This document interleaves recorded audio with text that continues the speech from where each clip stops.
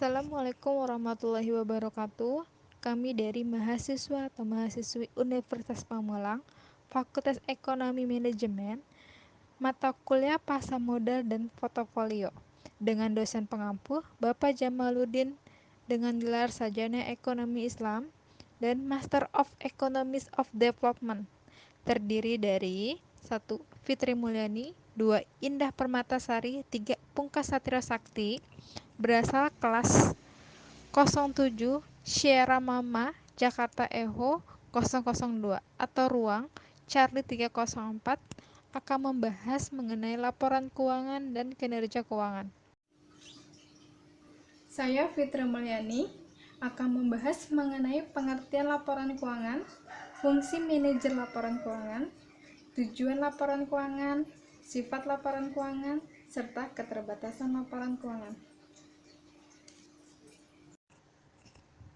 Oke, kali ini kita akan membahas pengertian laporan keuangan. Secara umum, laporan keuangan adalah laporan yang berisi pencatatan uang dan transaksi yang terjadi dalam bisnis, baik transaksi pembelian maupun penjualan dan transaksi lainnya yang memiliki nilai ekonomi dan moneter. Laporan keuangan dibuat untuk mengetahui kondisi finansial perusahaan secara keseluruhan, sehingga para stakeholder dan pengguna informasi akuntansi bisa melakukan evaluasi dan cara pencegahan dengan tepat dan cepat. Jika kondisi keuangan usaha mengalami masalah atau memerlukan perubahan, tanggung jawab keuangan secara khusus merupakan salah satu tanggung jawab manajer keuangan adalah menyajikan laporan keuangan. Hal ini sesuai dengan fungsi manajer keuangan, yaitu 1.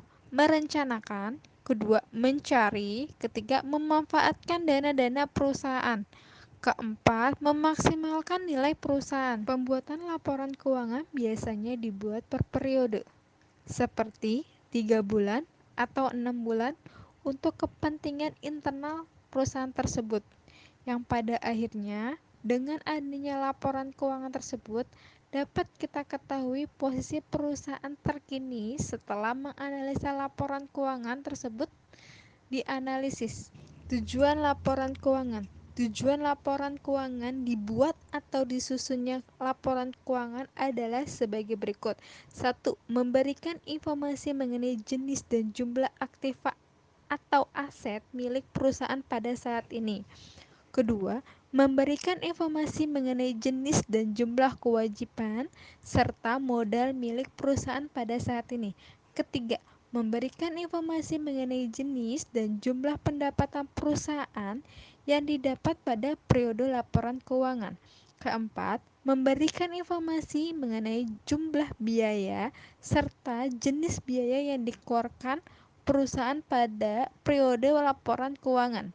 Kelima, memberikan informasi mengenai perubahan-perubahan aktiva atau aset, pasiva, serta modal yang dimiliki perusahaan.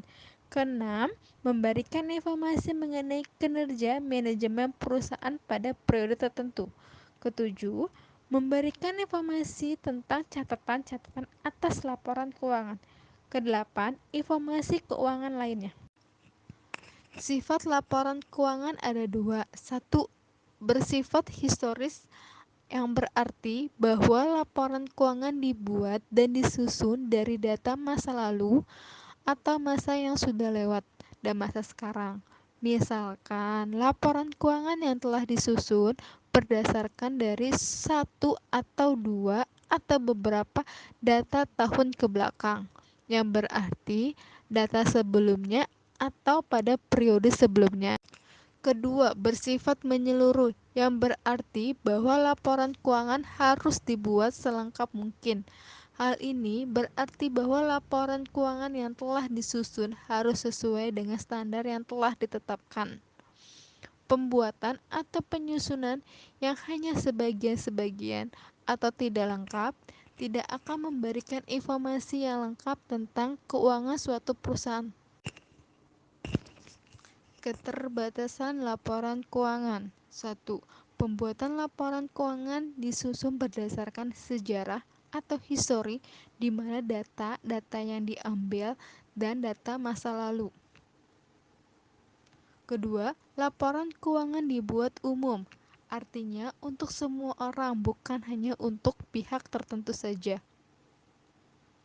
3. Proses penyusunan tidak terlepas dan taksiran-taksiran dan pertimbangan-pertimbangan tertentu. Keempat, laporan keuangan yang sifatnya konservatif dalam hal menghadapi situasi yang tidak pasti, seperti halnya pada peristiwa yang kurang atau tidak menguntungkan yang selalu dihitung kerugiannya. Sebagai contoh, harta dan pendapatan nilainya dihitung dan yang paling rendah. Kelima, laporan keuangan yang berpegang kuat pada sudut pandang ekonomi, pada peristiwa-peristiwa yang terjadi, bukan pada sifat yang normal. Saya Indah Permatasari. Di sini saya akan menjelaskan mengenai pemeriksaan laporan keuangan atau yang disebut dengan audit dan jenis-jenis laporan keuangan secara umum dan spesifik. Saya akan melanjutkan pembahasan mengenai pemeriksaan laporan keuangan atau audit. Dalam laporan keuangan yang sudah disusun, memerlukan pemeriksaan atau audit lebih lanjut. Tujuannya adalah agar laporan keuangan tersebut benar-benar dapat dipertanggungjawabkan kepada berbagai pihak, baik kepada pemilik maupun pihak luar perusahaan. Artinya, segala sesuatu yang berhubungan dengan aktivitas perusahaan dilaporkan secara benar sehingga berbagai pihak yang membutuhkan informasi tentang keuangan perusahaan dapat membaca dan menganalisis dan laporan keuangan yang telah diperiksa kebenarannya.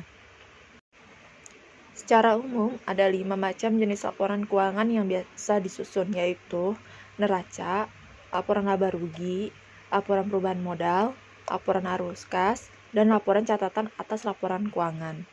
Laporan keuangan yang dibuat oleh perusahaan terdiri dan beberapa jenis, tergantung maksud dan tujuan pembuatan laporan keuangan tersebut. Setiap laporan keuangan mempunyai arti tersendiri dalam melihat kondisi keuangan perusahaan, baik secara parsial maupun secara menyeluruh. Jenis-jenis laporan keuangan. Yang pertama ada neraca.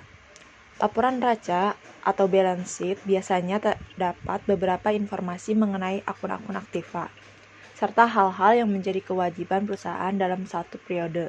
Dalam penerapannya, laporan neraca terdapat 2 macam, yaitu bentuk stateful atau vertikal serta bentuk kontrol atau horizontal. Pada hakikatnya, laporan neraca adalah gabungan dari segala laporan keuangan. Ini juga disebut dalam waktu tertentu yang normalnya adalah 1 tahun sekali. Tujuannya adalah untuk menentukan langkah terkait finansial di tahun selanjutnya. Laporan keuangan ini menjadi prioritas di perusahaan untuk mengetahui apakah data laporan neraca akumulatif memang sesuai dengan data-data yang terpisah di laporan-laporan sebelumnya. Jenis-jenis laporan keuangan yang kedua adalah laporan laba rugi. Laporan laba rugi adalah laporan finansial perusahaan yang dibuat oleh bisnis untuk mengetahui pengeluaran dan pemasukan bisnis secara mendetail. Isi dari laporan ini ialah data-data pendapatan sekaligus beban yang ditanggung oleh perusahaan. Intinya untuk menjelaskan kondisi keuangan perusahaan pada periode tertentu. Maka dari itu, sebagian besar laporan dikerjakan pada akhir tahun atau akhir bulan, sesuai ketentuan di perusahaan tersebut.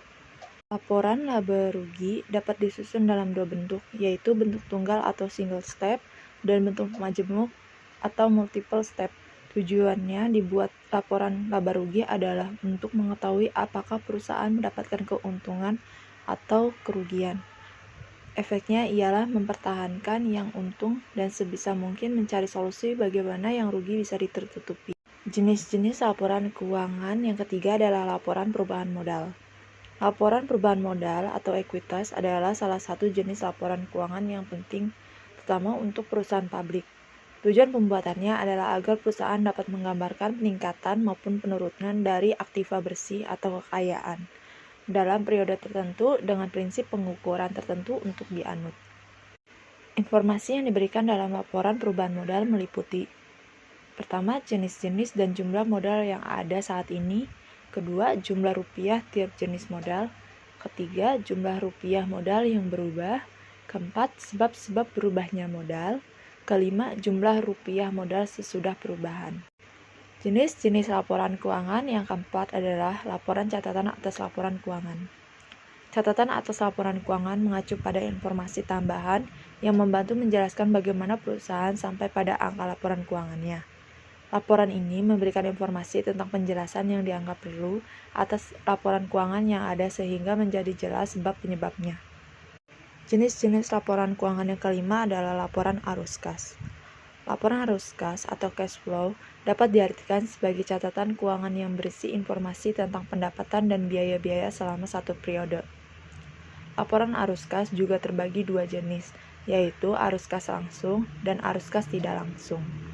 Laporan arus kas sangat berguna ketika akan mengevaluasi struktur keuangan atau likuiditas dan solvabilitas, serta aktiva bersih perusahaan.